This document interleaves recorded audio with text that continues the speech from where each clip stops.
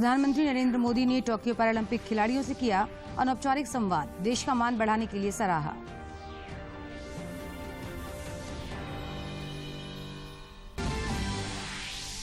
राज्य में कोरोना के 128 सक्रिय मामले शेष, रांची में सर्वाधिक 87 एक्टिव केस, 9 जिलों में एक भी मामला नहीं।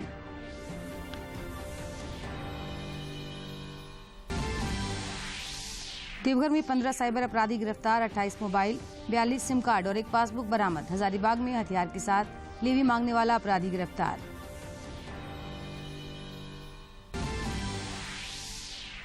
केंद्र सरकार ने उपभोक्ताओं को राहत देते हुए crude palm oil, soybean oil और सूरजमुखी तेल पर मानक दर कम कर 2.5% की नई दरें प्रभावी।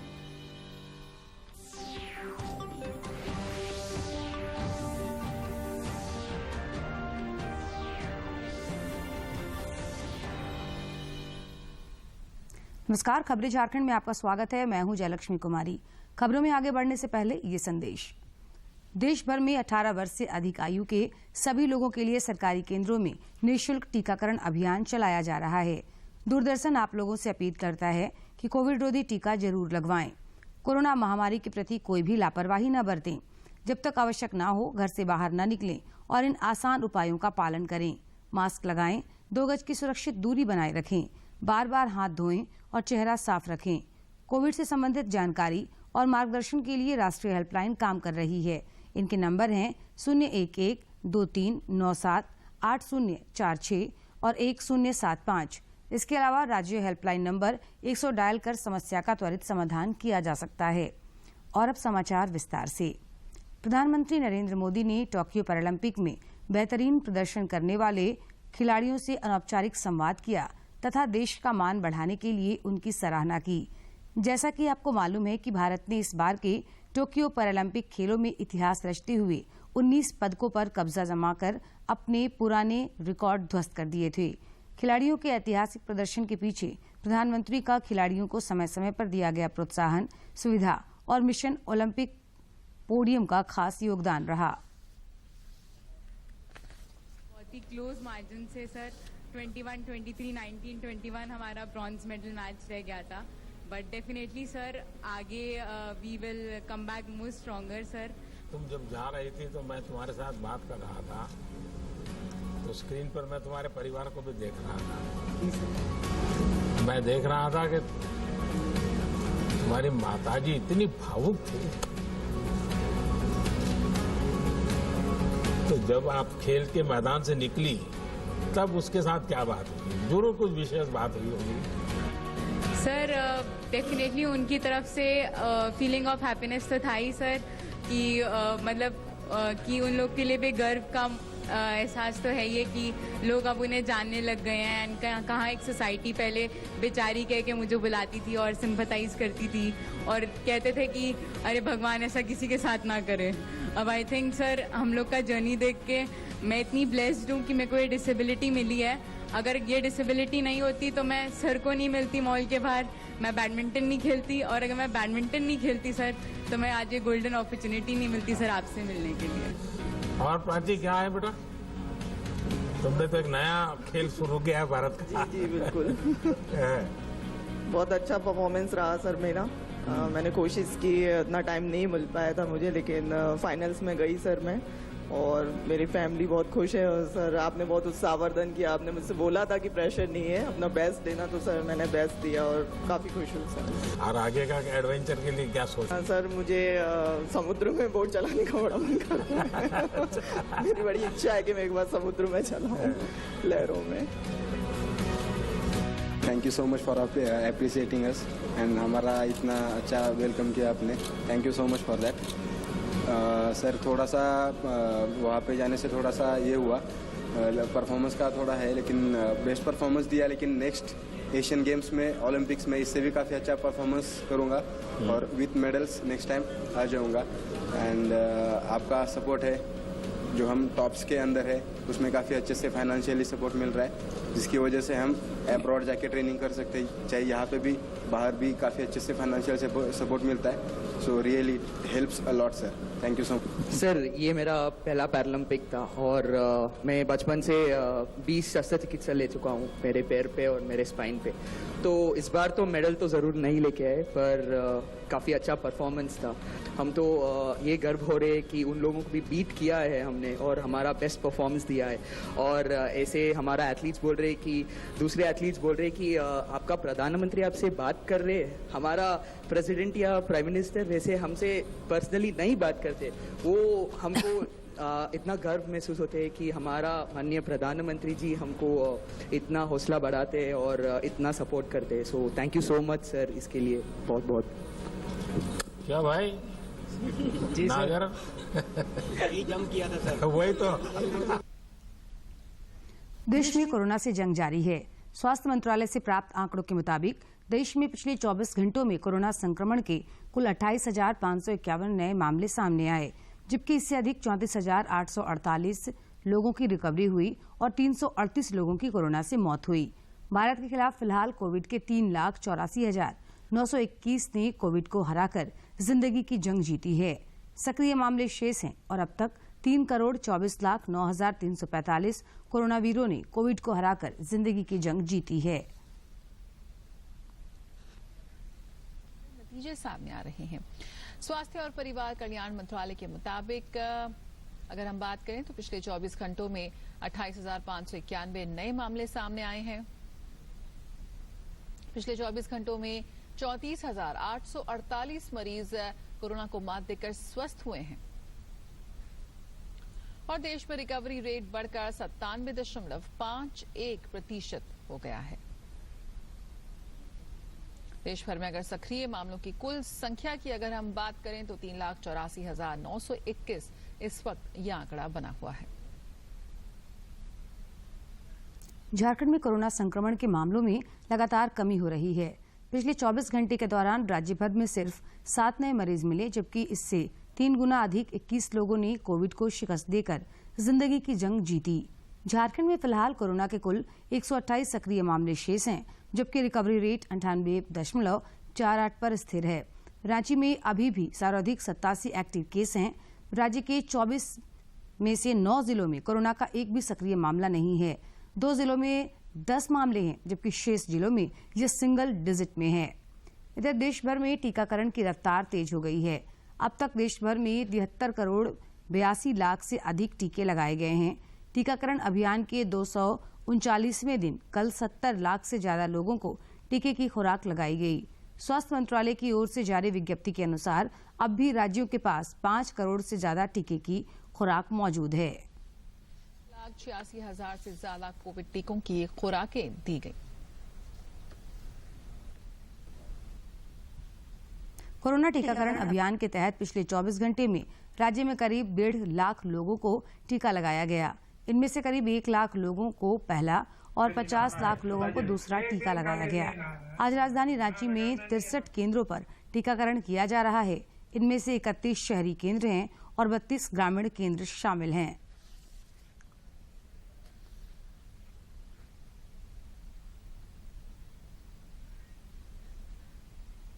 लोहरदगा में उपायुक्त दिलीप कुमार टोप्पो के निर्देश पर कल जिले के विभिन्न 21 टीकाकरण केंद्रों पर टीकाकरण का विशेष अभियान चलाया गया। टीकाकरण केंद्रों को 18 से 44 वर्ष, 45 वर्ष से ऊपर की उम्र के लाभुकों और कुछ केंद्रों पर दोनों उम्र के लाभुकों का टीकाकरण के रूप में चिन्हित किया गया था। इस दौरान कुल 951 व्यक्तियों का टीकाकरण किया गया। जिले में फर्स्ट डोज की वैक्सीन अब तक 1,60,000 लोगों ने ले लिया है। वहीं दोनों डोज लगभग 40,000 लोग अब तक ले चुके हैं।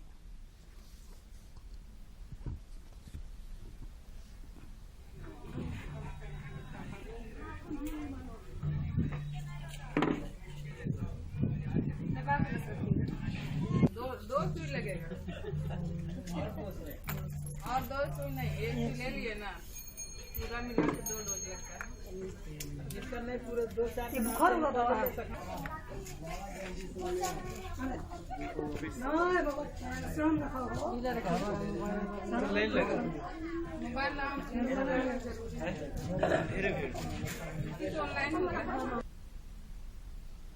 देवघर में विभिन्न थाना क्षेत्रों से 15 साइबर अपराधी गिरफ्तार किए गए हैं, जिनके पास से 28 मोबाइल, 42 सिम कार्ड और एक पासबुक बरामद हुए हैं। इधर हजारीबाग में हथियार के साथ लेवी मांगने वाला एक अपराधी भी धर दबोचा गया।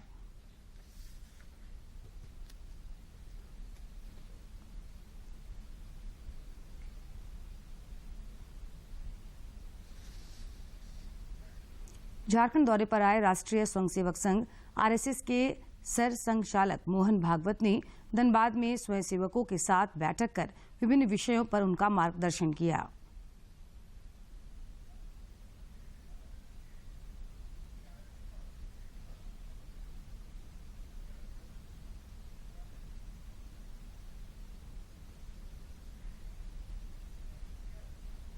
गिरिडीह जिले के बेंगाबाद थाना क्षेत्र में बीती रात एक सड़क दुर्घटना में एक पुलिस अधिकारी की मौत हो गई, जबकि 5 लोग घायल हुए हैं। पुलिस इंस्पेक्टर कमलेश पासवान ने बताया कि बेंगाबाद थाना पुलिस की गाड़ी गिरिडीह देवघर पथ पर रातडीह के पास सड़क के किनारे खड़ी थी। उस गाड़ी पर एसआई विनय हांसदा सवार हो रहे थे, तभी पीछे से गैस सिलेंडर ढोने वाली ट्रक ने जोरदार टक्कर मार दी। घटनास्थल पर ही उनकी मृत्यु हो गई।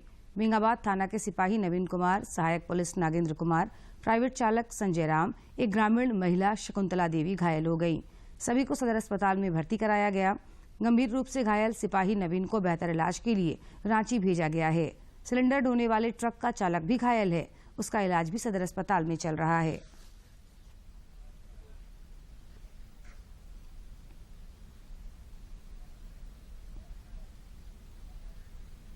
झारखंड दौरे पर आए राष्ट्रीय स्वयंसेवक संघ आरएसएस के सर संचालक मोहन भागवत ने धनबाद में स्वयंसेवकों के साथ बैठक कर विभिन्न विषयों पर उनका मार्गदर्शन किया। एक प्रेस वार्ता कर सर संघचालक मोहन भागवत के साथ अब तक हुई बैठक से जुड़ी बातें साझा की। उन्होंने बताया कि कोरोना की तीसरी लहर की आशंका को देखते हुए राष्ट्रीय स्वयंसेवक संघ झारखंड के तमाम प्रखंडों से आइसोलेशन सेंटर का निर्माण करने जा रही है।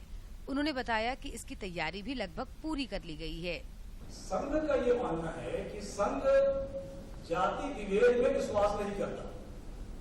संघ जाति के नाम पर किसी को अपना, किसी को पराया नहीं मानता। संघ के नजर में सभी अपने हैं। उन्होंने कहा कि संघ आगामी 2025 में स्थापना के 100 वर्ष पूरे कर रहा है।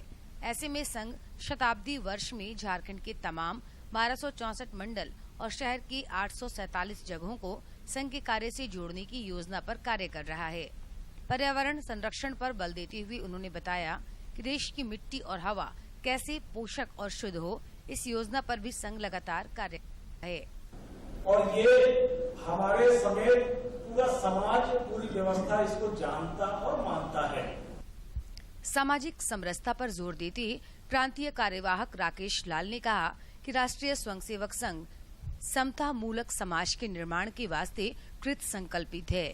अब ये किसी विशेष वर्ग के लिए कोई विशेष स्थान आवंटित करना अथवा नहीं करना, ये सरकार का विशेष अधिकार है। इसीलिए इस बारे में निर्णय जिन्होंने लिया है, उन्होंने ही शायद अब इसको बदलने का भी निर्णय लेने वाले हैं या इस पर कोई कमेटी वगैरह बैठाई है, ऐसा जानकारी में आया है।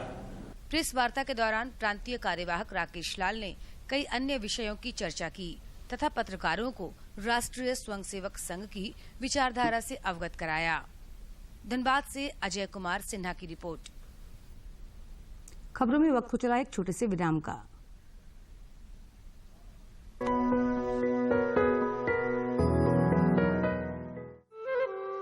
राम टहल। राम राम मास्टर साहब। राम राम भाई। बहू को अस्पताल कब ले जाना है? क्या मास्टर साहब आप भी? हम लोग मेहनत मजूरी करने वाले लोग का तो बाल बच्चा ऐसे हो जाता है चलते फिरते। नहीं नहीं राम टहल, यह गलती कभी मत करना। अरे बच्चे का जन्म कोई मामूली बात नहीं है, हजारों तरह के खतरे हो सकते हैं, इसलिए बहू को सरकारी अस्पताल या संस्था में ही ले जाना। संस्थागत प्रसव, सुरक्षित प्रसव। कोरोना पूरा देश दुनिया में चलल है, इकर से बाचे के चाहिए। सरकार जे 2 टीका निकलाए है वो टीका का नाम है कोवैक्सीन और कोविशील्ड। ये दोनों टीका तो लेके चाहिए, संगे संगे मास्क पहने के चाहिए और 2 गज कर दूरी बनाए के रहे के चाहिए और घर से बाहरे बेकाम कर वगैरह नहीं जाए के चाहिए। यही हमार रोगी से निवेदन है।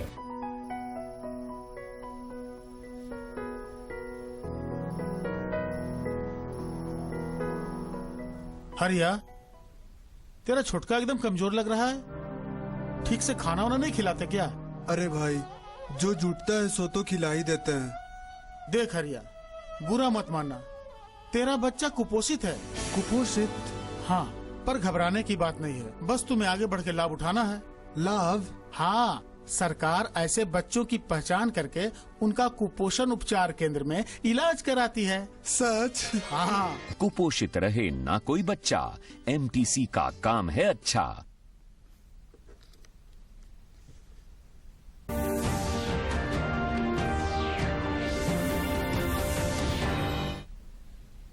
विराम के बाद आपका स्वागत है। बढ़ेंगे खबरों की ओर। केंद्र सरकार ने उपभोक्ताओं को उचित मूल्य पर खाद्य तेलों की उपलब्धता सुनिश्चित करने के लिए crude palm oil, soybean oil और सूरजमुखी तेल पर मानक दर कम कर 2.5% कर दी है। नई दरें शनिवार से प्रभावी हो गई हैं।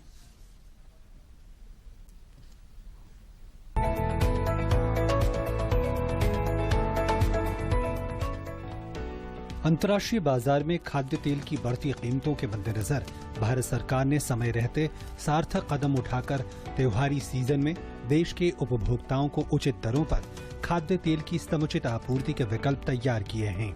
इस संदर्भ में मीडिया से बात करते हुए केंद्रीय खाद्य एवं सार्वजनिक वितरण विभाग के सचिव सुधांशु पांडे ने कहा कि सरकार की तिलहन उत्पादन को बढ़ावा देने की नीति से आने वाले दिनों में मध्य प्रदेश और महाराष्ट्र जैसे राज्यों में सोयाबीन का उत्पादन बढ़ने से तेल की उपलब्धता बढ़ेगी, जिससे इसके दामों में गिरावट आएगी।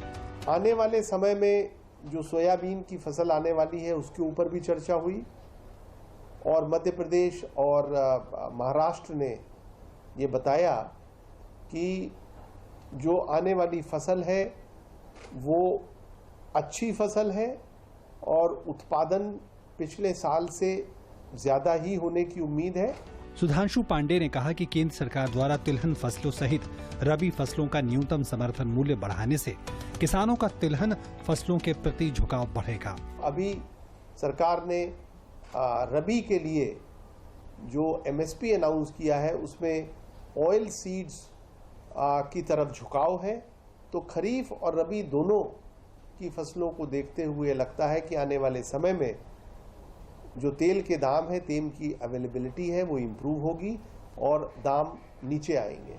गौरतलब है कि केंद्रीय उपभोक्ता मामलों के मंत्रालय ने त्योहारी सीजन में जमाखोरी पर लगाम लगाने के राज्य सरकारों से आवश्यक वस्तु अधिनियम 1955 के तहत निर्देश जारी कर मिल मालिकों, रिफाइनरों, थोक विक्रेताओं और व्यापारियों से उनके स्टॉक का खुलासा करने को कहा है, ताकि साप्ताहिक आधार पर खाद्य तेलों और तिलहनों की कीमतों की निगरानी की जा सके। इसके अलावा केंद्र ने राज्यों को स्टॉक का खुलासा करने के लिए स्टॉकिस्टों को एक ऑनलाइन पोर्टल तक पहुंच प्रदान करने के लिए भी कहा गया है। त्योहारी सीजन में केंद्र सरकार खाद्य तेलों की कीमतों को न केवल नियंत्रित करने के लिए लगातार प्रयास कर रही है, बल्कि कालाबाजारी रोकने के साथ साथ राज्यों को निर्देश देकर उपभोक्ताओं को सस्ती और सर्वसुलभ खाद्य तेलों की उपलब्धता सुनिश्चित करने का नेक काम भी कर रही है। मेरे सहयोगी कैमरामैन संदीप के साथ मोपी यादव, डीडी न्यूज, दिल्ली। आजादी के सफर में बात आज 3 महिला वीरांगनाओं की, जिन्होंने अंग्रेजी शासन के विरुद्ध दिखाया दम।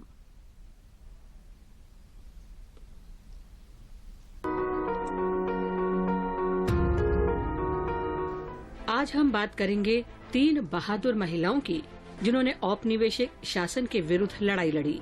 ये वीरांगनाएं थीं तमिलनाडु की वेलू नाचियार और कोयली तथा उत्तर प्रदेश की सुभद्रा कुमारी चौहान। वीर मंगई यानी बहादुर महिला वेलू नाचियार भारत में ईस्ट इंडिया कंपनी के विरुद्ध जंग का बिगुल फूंकने वाली पहली भारतीय महारानी थी। वे 1780 से 1790 तक तमिलनाडु में शिवगंगा की महारानी रहीं। रामनाथपुरम की राजकुमारी वेल्लू नाचियार युद्ध शैली के अनुकूल हथियारों के उपयोग सहित लड़ाई की अनेक विधियों तथा वल्लरी, सिलम्बम जैसे मार्शल आर्ट, घुड़सवारी और तीरंदाजी में प्रशिक्षित थी। वे कई भाषाएं जानती थी और फ्रेंच, अंग्रेजी तथा उर्दू जैसी भाषाओं में पारंगत थी। जब युद्ध में उनके पति मुत्तु वडुगनाथ पेरियावडिया तेवर की अंग्रेज सैनिकों ने हत्या कर दी तो वेल्लू नाचियार युद्ध के मैदान में उतर गयीं।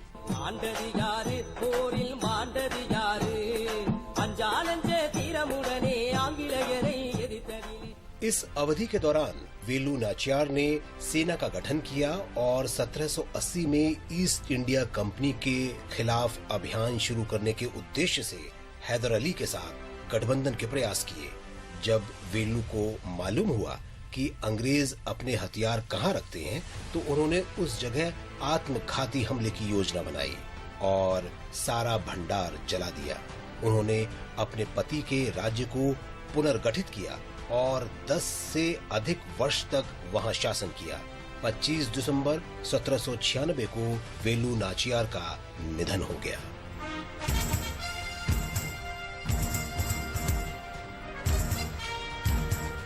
महारानी वेलू नाचियार की सेनापति कोयली को भारतीय इतिहास की पहली महिला शहीद माना जाता है। कोयली का जन्म 18वीं सदी में शिवगंगा जिले में हुआ था। वे वेल्लू नाचियार की समर्पित कमांडर थीं और उन्होंने कई बार वेल्लू की जान बचाई। कोयली की निष्ठा और बहादुरी देखकर उसे सेना की महिला इकाई का कमांडर इन चीफ बना दिया गया। 1780 में ईस्ट इंडिया कंपनी के किले पर हमला करते समय कोयली ने अपने शरीर पर घी मला और स्वयं को आग लगाकर ईस्ट इंडिया कंपनी के शस्त्र भंडार में छलांग लगा दी। इस तरह उन्होंने वेलू नाचियार की जीत सुनिश्चित की।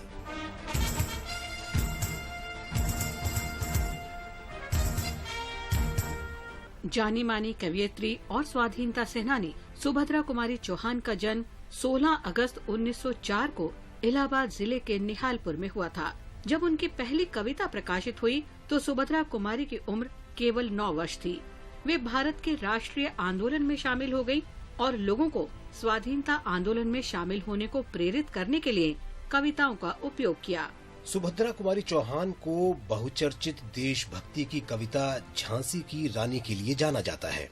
सिंहासन हिल उठे राजवंशों ने भ्रिकुटी तानी थी, बूढ़े भारत में भी आई फिर से नई जवानी थी।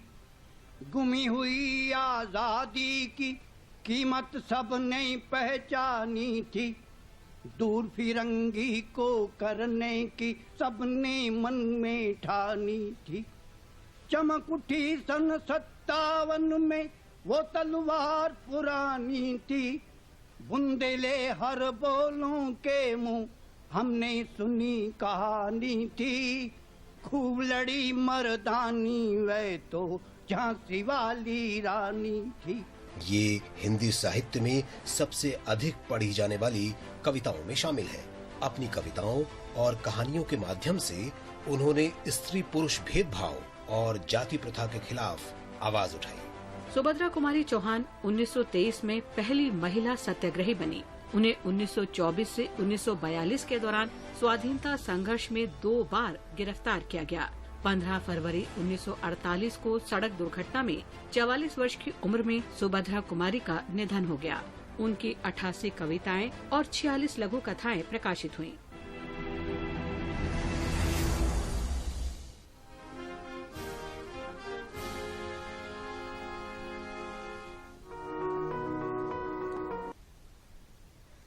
आरएसएस एवं विश्व हिंदू परिषद के तत्वाधान में आज हजारीबाग में साइकिल यात्रा निकाली गई। इस यात्रा में काफी संख्या में युवा और छात्र शामिल हुए।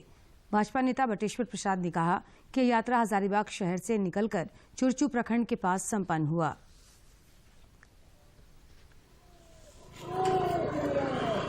ठीक है।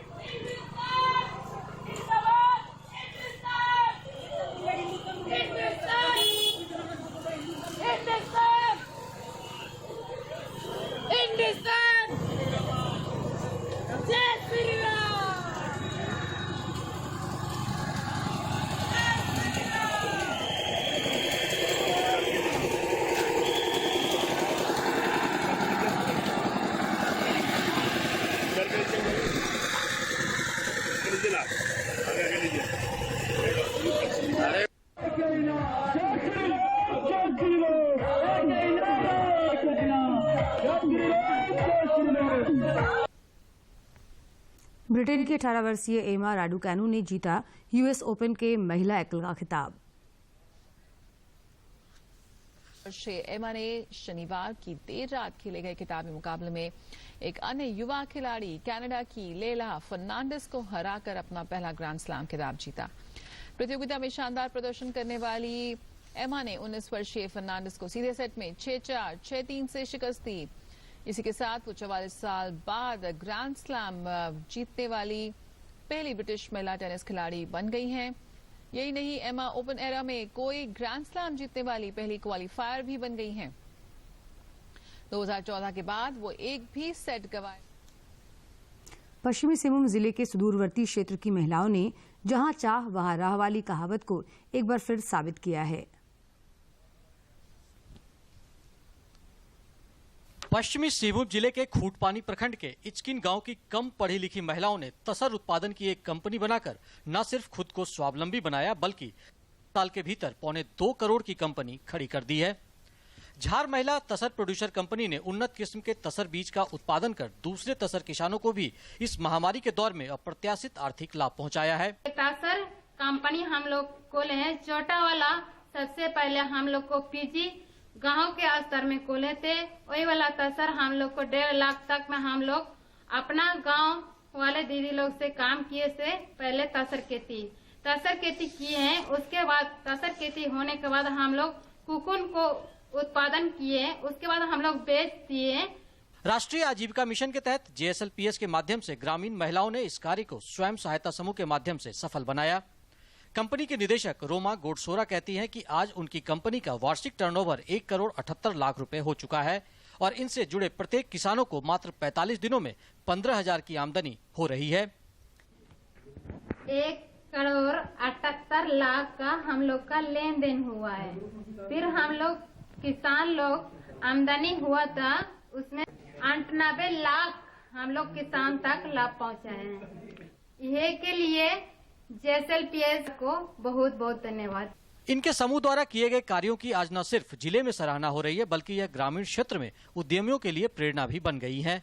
कहा जा सकता है कि पश्चिमी सिंहभूम जिले के सुदूरवर्ती क्षेत्र की इन महिलाओं ने जहां चाह वहां राह वाली कहावत को एक बार फिर सही साबित कर दिखाया है। चाईबासा से दिलीप बनर्जी, मैं दिवाकर कुमार। दूरदर्शन झारखंड पर पल पल की खबरों से जुड़े रहने के लिए आप हमारे social media platform Twitter, Facebook और यूट्यूब से जुड़ सकते हैं, क्योंकि खबरों से जितना बाखबर रहना जरूरी है उससे ज्यादा जरूरी है सटीक, संतुलित और निष्पक्ष समाचार। हमारा ट्विटर हैंडल और फेसबुक पेज है DD न्यूज झारखंड। आप हमें YouTube channel Jharkhand DD news पर भी देख और सुन सकते हैं। और खबरों के अंत में एक नजर मुख्य समाचार पर। प्रधानमंत्री नरेंद्र मोदी ने टोक्यो पैरालंपिक खिलाड़ियों से किया अनौपचारिक संवाद, देश का मान बढ़ाने के लिए सराहा।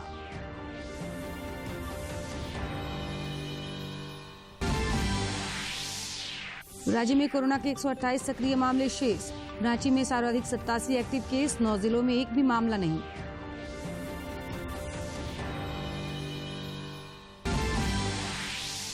देवघर में 15 साइबर अपराधी गिरफ्तार, 28 मोबाइल, 42 सिम कार्ड और एक पासबुक बरामद। हजारीबाग में हथियार के साथ लेवी मांगने वाला अपराधी गिरफ्तार।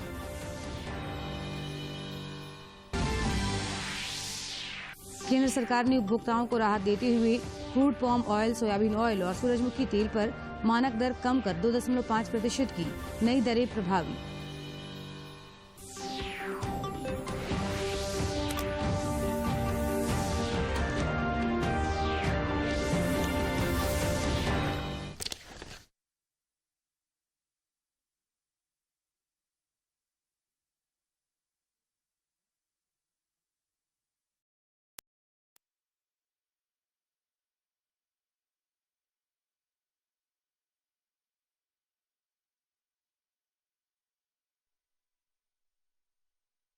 नमस्कार, जोहार।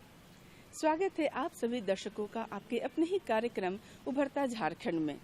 दोस्तों, ये कार्यक्रम आईना है झारखंड के विकास का और हम आपको विकास की दिशा में उठाए गए हर उस कदम से अवगत कराते हैं जो कि मील का पत्थर साबित हुए हैं।